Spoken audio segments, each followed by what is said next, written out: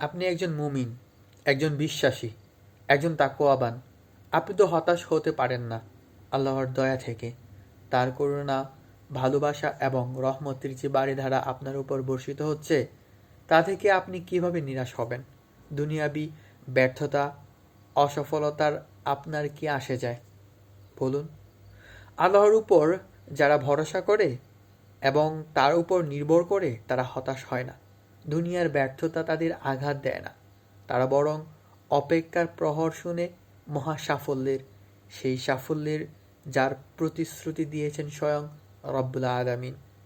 আপনার হৃদয় যখন আল্লাহর উপর ভরসায় টুইটুম্বুর থাকে, তখন সিজদায় জাকারিয়া আলাইহিসসালামের মতো আপনি বলতে পারেন, হে আমার রব, আমি তো কখনো আপনাকে ডেকে ব্যর্থ হইনি। ধন্যবাদ সবাইকে। ভিডিওটি ভালো লাগলে অবশ্যই শেয়ার করবেন।